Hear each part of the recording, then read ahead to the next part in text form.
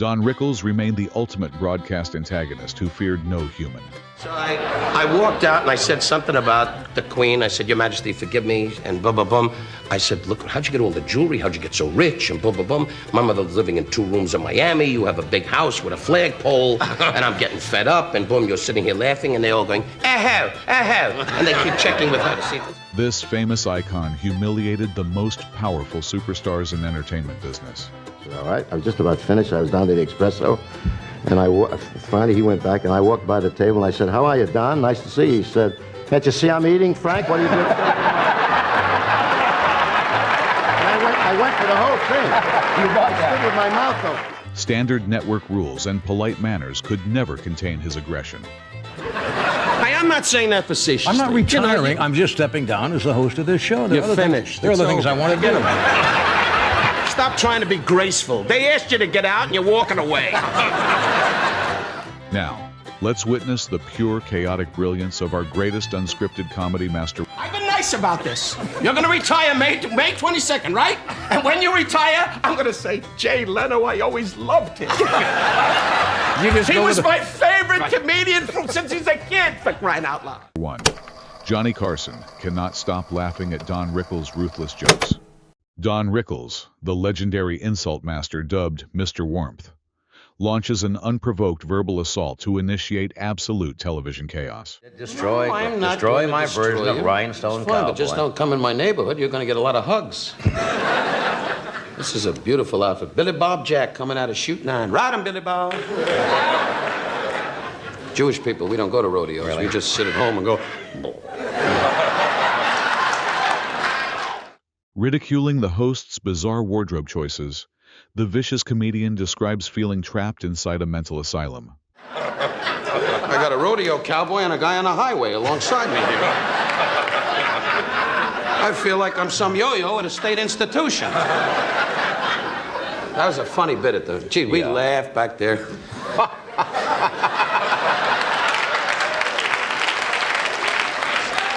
The mule died. The mule died. Through bizarre backstage observations, our frantic guest invents a wild story about a patriotic legend. I wasn't watching you, actually. I was backstage with Bob Hope. That's America, and I kept saluting him, and he, painted stars on his face and hoisted them.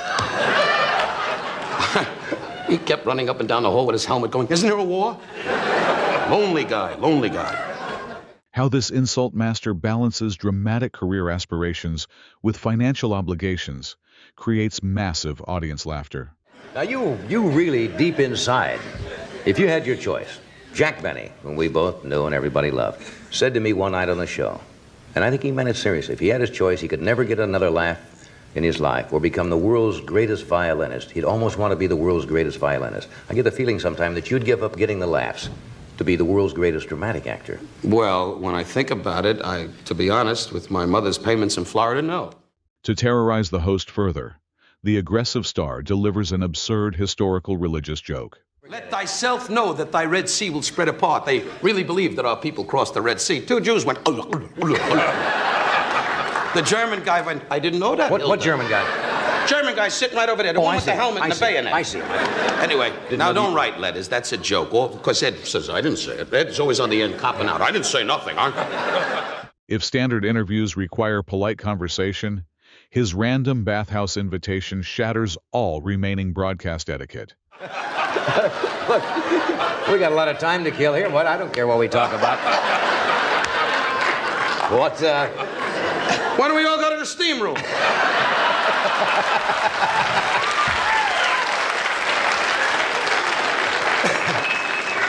I know you dress up as a girl, but I never figured. Good, wait a minute. Shine! His ruthless comedic assault established, this legendary icon proved why audiences adored his unique aggression. 2. Don Rickles becomes a nervous mobster around Frank Sinatra. Don Rickles, the iconic insult master, changes his fearless attitude upon encountering an intimidating musical force. Marco Mangananzo. Trombino Bombazzo. 2 bullets in the head Thursday.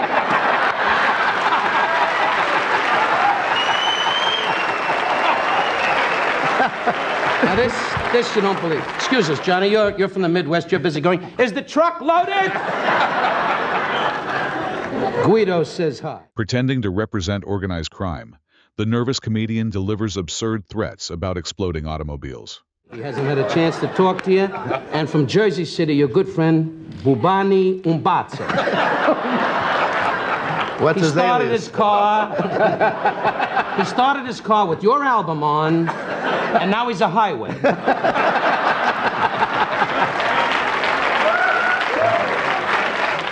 Behind his aggressive exterior, our unpredictable guest reveals an unexpected admiration for this romantic crooner. This is a great Irishman. This is America. Yeah, that's true. And that's why I just want to say, before we go any further, for 14 years, Johnny Carson kept saying, do you really know Frank? And I want you to know, Frank, I worship you and I love you. I really mean this, because since I'm a kid, I used to blow in girls' ears and hear you go, la-da-da-dee, and do it my way. To mock ultimate romantic moments, the comedian invents a hilarious bedroom scenario about the famous singer. But you just got married, Frank. I just can't picture him on the wedding night standing in the room going, and did it all, and I suppose it's my way.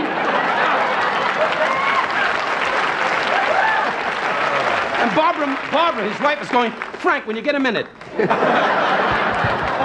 God bless you. He just got married. Hey, all the good things. How this bold comic dismissed the ultimate superstar at a restaurant remains absolute television gold. You may have known or heard about this. It was a true story.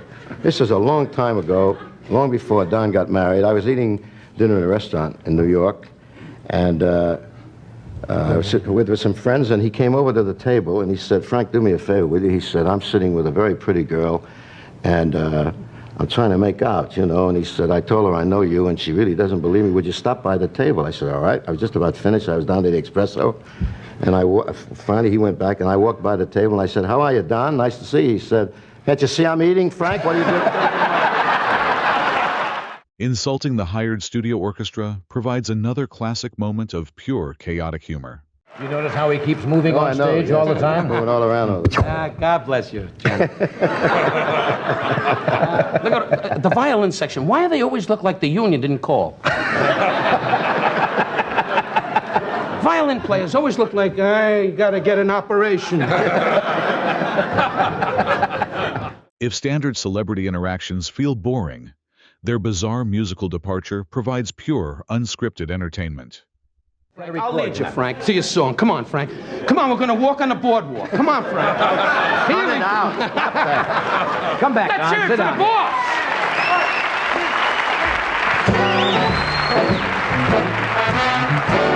Thank you very much. He's insane. 3. Don Rickles insults the Queen of England and survives. And as you get older, you start to go for those Mickey Mouse suits. What are you talking about? Now, this is the toy Johnny Carson outfits that are made in Buffalo for $2. I know this. With the thin lapels and the cute little shirts, and in the back he has a fake dickie and there's no outfit. No fly, no front, just a little... Underneath he's wearing jeans and a dead cowboy suit. A dead cowboy suit? Yeah, well, they don't know. Of course, I understand that. Shifting his destructive focus, Don Rickles recounts an international comedic expedition featuring iconic American performers. Anyway, so we went to London with Bob Newhart, who was great because he takes care of the luggage and the passports. He keeps going, you can come into the country. Anyway, and that's in England, and they talk like that because they're all from India. Welcome to our country. Anyway, and they all got turbans on their head. Mem Sahib, welcome to our country. And Margaret Thatcher is on the corner going, don't talk like that. Before facing the British monarch, this panicked comedian consumed immense amounts of intense Russian alcohol. And I said, my hand to God, John, I said to my wife, I got to get a triple vodka. Get me anything. I'm not an alcoholic, but I need something. And Newhart had already been off, and Bob did his adorable thing, which he does. He does it so great, the telephone thing, which they can all communicate with. Right. And Bob said, and now a guy that's going to destroy an AO in the hair is somebody going to destroy us, you know. To shock the royal sovereign, our aggressive star contrasts her massive wealth against his modest childhood. So I walked out and I said something about the Queen. I said, Your Majesty, forgive me, and boom, boom, boom. I said, look, how'd you get all the jewelry? How'd you get so rich? And boom, boom, boom. My mother's living in 2 rooms in Miami. You have a big house with a flagpole, and I'm getting fed up. And boom, you're sitting here laughing, and they're all going, aho, aho. And they keep checking with her to see if it's funny, you know. And she was sitting there quietly having her martini going, aho, aho. Meeting another prominent royal figure produces a hilarious conversation concerning famous sovereign family dynamics. And my wife said, it's us, dummy, it's us. Boom. This is Princess Margaret. Princess Margaret. And we walk over, and I say, Your Highness. And the first thing out of her mouth is, that's my sister. And I went... If high society expects proper etiquette, his traditional ethnic cooking instructions violate all formal protocol. And the Secret Service, they're Scotland Yard, you know, and they all have white gloves and a lot of dickies that are popping up. And we sat down and we had a lovely discussion. And she said, how's your mom? I said, how's your mom? And we discussed this. And we chit-chatted it. And I gave her a recipe for a Jewish message. And she said, really? And we did, how. And we walked away and I said to Barbara, this broad's rich. So they done really rich. We had 4. When Don Rickles hung up the phone on an Apollo 17 astronaut. Don Rickles, the legendary insult master, targets respected national heroes to create absolute unscripted television chaos. You're doing something the day after tomorrow that a lot of us, I had, wanted to go, and I'm working on the show. You were invited by Eugene Cernan, the captain of the Navy, who was the pilot of the Apollo 17 mission, which leaves Wednesday night, and you are in for one of the big thrills of your life. John, I asked you that backstage, and it's the truth. And Ed being a Marine pilot, I really look forward to this because...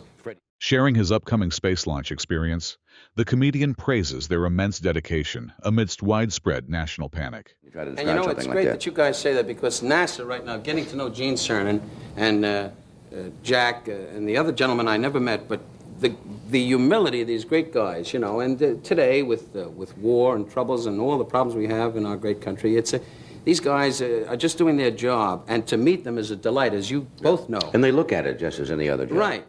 During a luxurious vehicle purchase, our frantic guest remembers his embarrassing old, broken automobile. A funny thing happened. We were in front of Chasen's one night, and as you know, and over the years, all of a sudden I got like a 19-whatever Rolls Royce. I never had a Rolls Royce. I saw it in the movies once, and I used to have a Chevy that when you put your foot on the gas, the gas came on the pants. So To establish extreme comedic contrast, the actor mocks a brilliant space commander lacking basic automotive knowledge. Dreams in life. And I said to Gene, hey, Gene, look at my new Rolls Royce. And he said to me, could I drive it? And it was in front of Chasen's. God's truth. And I said, please, Gene. And he got in. And this is a guy, graduate, MIT, whatever, engineer, going to the moon. God will be with him, a wonderful man. And he said to me, where's the starter? And I said, this dumbbell's going to the moon. How this legendary astronaut drove an expensive car into a roadside ditch provokes massive audience laughter. Well, when we came back, he took us for a tour around Cape Kennedy in his car. He drove. Worst driver you've ever seen. I talked about it on the air. He's driving, and he says, over there is where the rocket is, and we're in the ditch. Worst driver in the world. We're in the ditch, and we kidded him about it. And you think these guys that you see in the movies, like it's John Wayne on top of the hill going, Marine Raiders, Receiving an important telephone call from space isolation causes another trademark aggressive outburst. And he spoke to me the other night, and the phone rings, and you're having Carol O'Connor, and a couple of us were sitting around having a couple of drinks, and the phone rings, and it's Gene's turn, and I said, in my humor, with that baloney, I go, like I say to Johnny when he calls, or anybody of any prominence, right away give it, not now, I'm busy, what are you bugging me, boom, boom. And Carson always goes, okay, and hangs up. If dismissing prominent figures seems arrogant, his subsequent desperate panic reveals pure comedic genius. And then I say to Barbara, we got to get it back. I need him. Suck his ankles, anything. So, the guys in the band went, what's so great about that? Anyway, the guys in the band don't know they're here. They only look up when Buddy Rich's wrists are... Because rocket launches contain inherent danger, the cynical star plans a ridiculous legal defense strategy. Going down with Paul Caruso, my attorney, so in case anything blows up, they don't blame it on me. And you'll never forget it, I'll tell you that. It is an exciting thing. You will never forget it. And it's quite a trip, because you have to land in Miami, which is a great thing because I get to see my mother. He was down in Miami, and she stands on Collins Avenue going. His absurd space program stories concluded, this comedy king proves no American institution remains safe. 5. Don Rickles attacks Johnny Carson over a Russian subway. Chaotic maritime disaster. Don Rickles details his bizarre animal encounters upon reaching Soviet. Despite strict communist propaganda, our unpredictable guest reveals the unglamorous truth about local female citizens. His ridiculous foreign adventure finished, this legendary humorist cements his status as a supreme entertainment icon. 6. Don Rickles teaches baseball legend Lou Brock how to steal bases. Bless you, birds. Fucking a bird museum. Well, I must say, forgive my... I know. You going to a Grange meeting or what? This is a high-class show. This is not some... I know. Forgive me, but I usually don't trust that. I'm meticulous. We come from the same school of being meticulous and dress accordingly. One night you wore a white jumper suit, and I said to my wife, I said, hon, look at that. And she said, hey, look. Wearing an unexpected armed forces uniform, Don Rickles insults the television host about bizarre fashion choices. Anyway, the reason I'm dressed this way, I usually come out with a tie and a shirt. John knows, meticulous, but we're rehearsing C.P.O. Sharkey, and there is a rumor and a story about C.P.O. Sharkey that it went in the... And John, bless his heart, since we've known each other, I've had trouble with my own show. I have the best show in the world, I say it, and we are wearing C.P.O. Sharkey tonight, and C.P.O. Sharkey will be on in the fall, and you people vote. And right now... Through desperate television promotion, the frantic comedian begs the studio audience for broadcast survival. But here's what I got to show you, Lou. May I show Lou something? Certainly. Oh, like I asked permission. Now. See, Lou, when you steal, you're 38, right, Lou? Son of a gun, you batted son of a... Now. And I met your wife, Virgie, in the back. She said, Lou's going to steal more bases. To confront a famous sports legend, our aggressive star discusses impressive athletic stolen base records. Willie Crawford Jr., that's true. They go to the same school together. Man makes $6 million a year and goes... But I'm on in the fall. What? But I'm set for the fall. What frustrates this manic entertainer involves massive professional athlete salaries compared against his own income. Did I ever tell you what we use for a ball? Okay, go.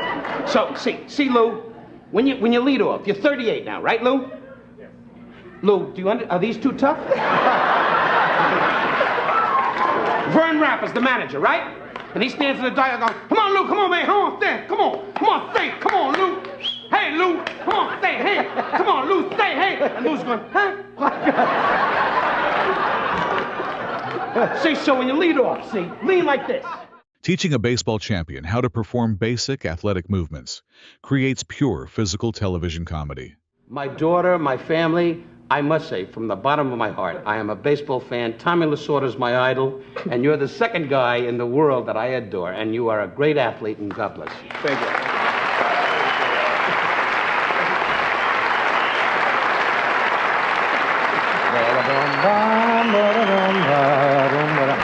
Rock, team, go. Hit him hard, hit him low. Remember the words of Notre Dame? We're losing. Right, Father Flotsky. His chaotic sports segment finished, this brilliant performer proves his supreme, versatile entertainment talent. 7. Don Rickles, the ultimate television antagonist, weaponizes unparalleled broadcast longevity to torment a famous late-night pioneer. I like competition. I know you. Yeah. When you're on 26 years, I mean, where's the challenge? Gives you a charge. Yeah, what do you need a charge? 26 years, walk away, it's over. Yeah. I mean, 26 years. I sat with Ed the other night. He said, how long is he going to keep... Mocking intense network rivalries, our vicious guest invents absurd scenarios about amateur talent contest paranoia. ...going like this? He's worried about that little tap dancer on Star Search. Gloria Kowalczyk. 341. Gloria opens up at the Palace in Encino Friday. With a 341. That show is annoying, Ed, I'll tell you. To highlight studio incompetence, the comedian describes an infuriating personal encounter outside the main broadcast facility. I gotta tell you, I went to the gate and I came in. The gate? Harry. What do you mean, the gate? Here. The gate? No, the gate at San Quentin. Oh, I see. What the hell's the matter with The you? When studio you're on gate. 26 years, you're starting to be like Reagan, huh? Through chaotic fabricated details, this iconic star transforms a routine security check into utter madness. Anyway, you're at the gate. I was at the gate and I said, I'm Don Rickles, and the Mexican people, please believe it, a lovable Mexican gentleman. But, you know, he wasn't a scientist. Yeah. And he was by the gate and I said, I'm Don Rickles. What do you want? What do you want? I said, I'm doing the Tonight Show, and this is my friend Harry. Harry Goins has been with me. Yes. And he was a black man. That made him nervous. Yes. And we're in a Rolls Royce, an old Rolls Royce. It's an old one, you know. In fact, we had Marion Davies' aunt in the back dead. Anyway. What happens during the subsequent telephone verification process creates massive laughter among the studio audience. So the guy at the gate said to me, you're not on the card. I said, well, just phone the main gate. Hello, main midway. Mr. Rickles, come in. And he stood there for 20 minutes, and finally I had to get out of the car, put on a Mexican hat, and rake his booth. And rake his boots. Rake his booth. I heard it. Hey, everything you say isn't a gem. You've proven that many times. Mentioning a prominent younger successor provides one final brutal punchline for this unscripted comedic assault. I'll tell you this. You're going to be a new one. You're going to... This is a new thing. Since you're on 26 years in the competition, he's suddenly leaning over going, John don't look good. He don't look good. Gee whiz. He don't look good. Oh, And we he got- looks wonderful. And we got the young kid now. Right. Gee, you're staring at him. Don't worry. And Jay Leno's in the back saying, how's my jaw? Anyway, you'll be on forever. I know you. You don't want to walk away from that kind of money. 8. Don Rickles brutally roasts Johnny Carson about stepping down. Don Rickles, the ultimate comedy antagonist, transforms a touching farewell announcement into brutal, unscripted television chaos. Aren't you getting a little older? I know your age. The prom's over. All right. I mean, It's summer. I know, but you're dressing like some Chinese yo-yo or something. You look like Hong Kong Charlie. Hong Kong Charlie. Examining bizarre summer wardrobe choices, the vicious comedian insults the iconic host without mercy. Because I heard the news. You're the new host. I'm so glad. Why? I was backstage. Everybody's packing. It's a year. They got a year yet. well, Everybody, guys saying, what are you doing? I'm getting the hell out of here before. Behind the scenes, this unpredictable star describes immense panic among desperate broadcast staff members. I wish you luck, John. Thank you, Don. I think it's time you moved on. I think so. Hey, I'm not saying that facetiously. I'm not retiring. You know, I'm just stepping down as the host of this show. You're finished. There are It's other things over. I want to get about. Stop trying to be graceful. They asked you to get out and you're walking away. Ed's staying on. That's his deal. To destroy false television dignity, our aggressive guest reveals the harsh truth about network decisions. Stay on and take Severinsen with him with the funny jackets and hope they skyrocket. Jay Leno's going to work in the crowd selling peanuts. But don't worry, John. You got $40 million. You shouldn't walk away. Come on. I know what you got. I saw your house at the beach. I'm comfortable. Discussing a younger successor produces another classic moment of pure comedic aggression. Right. Haven't you ever thought saying, hey, that's enough, Barbara? How is Barbara, by the way? Same. I'm sorry. She's a typical Jewish wife. She's wearing the jewelry now and signaling ships. His ruthless attack completed, this legendary humorist proved why fans adored his unique style. 9. The Funniest Tonight Show. Goodbye. Don Rickles makes Johnny Carson cry laughing. Shattering standard emotional television traditions, Don Rickles transforms this ultimate broadcast farewell into pure, unscripted chaos. Thank you, Don. Ed, I'm running out of gifts. Thank you, Don. Newhart and I, we keep running over going, does he love her? Does he love her? And usually you're back in the chapel going, hey, what time's the wedding? Did you know before he did this that he was No, I read it in the paper in Iowa. Through bizarre fashion critiques, our unpredictable star brags about winning prestigious clothing awards. I want the paramedics to know who it is. You got little embroidered initials on your shirt. That's right. Well, what do you have? You have those phony seersucker shirts here. I don't know what the hell. And you wear cufflinks. Oh, no, I don't wear buttons. cufflinks. I thought, well, I saw you with an affair when you had diamond cufflinks. Just a minute. I wanted to say, try to wake herself up. She could be tonight, you know. Now, To destroy sentimental television moods, the comedian confesses his fake brief depression over this retirement news. you got to keep alert. I want this All to right, no, okay. I don't want this to miss. You know I love you. You know that. okay. Means a lot to me. Now, you look, we're gonna end this, in May. Now, are you gonna miss coming here? You're leaving in May? Yes. I didn't know that. That's right. You're going? You know that. Oh, well, I do. And I'm going to be very depressed for about 2 minutes. What begins as profound gratitude becomes another trademark attack against the famous late-night pioneer. Hey, I want to tell you, and then we'll get this out of the way. Thank you for 25 some odd years we met in New York. That's right. And I got news. God bless you. You're the best. And that's the end. Well, you don't have to do that. Pushed you into it, didn't I? I know But that. you're not at the end.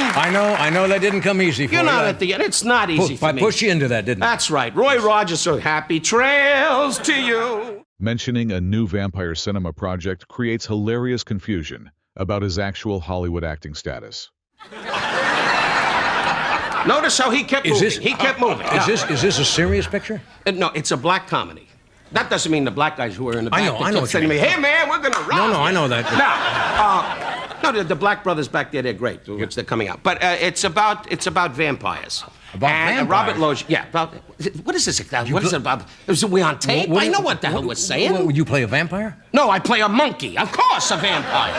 It's about vampires, and Robert Loggia bites me on the neck and enjoys it. Because standard roles seem beneath him, the aggressive star demands absolute respect regarding cinematic billing. And it's going to come out sometime in the fall. My Academy Award speech should run about a half hour. It should. You and Alex don't go to those things. Would you call it a starring role or a supporting role or No, I'm co-starring. co-starring? Yes, co-starring. I get the feeling I'm in some rest home with Mary Pickford. Co-starring. Mary's gone. I know that. That's why I feel that way. I see. In other words, it'll say Robert Loggia, Don Rickles. No. It'll say Don Rickles with help. With help. Anyway, no. It'll say Ann Pario, I believe. Right. Anthony LaPaglia or Robert Loggia, Right. either one, and Right. co-starring Don Rickles. If loyal television friendships matter, his ruthless promise betrayal proves no one remains safe from mockery. Huh? It's a talkie, is it? No. Charlie Chaplin's the star. I say. You're getting on my nerves, I know old man. that. You're getting on my nerves. I've been nice about this. You're going to retire May 22nd, right? And when you retire, I'm going to say, Jay Leno, I always loved him. He was my favorite comedian since he's a kid, for crying out loud. This historic broadcast concluded, the ultimate television antagonist cemented his status as a comedic king. Don Rickles wasn't just a tyrant on stage. He was an immortal comedy icon. Behind the ruthless insults lay a warm heart and a great friendship. Don't forget to like, subscribe, and comment on your favorite moment below.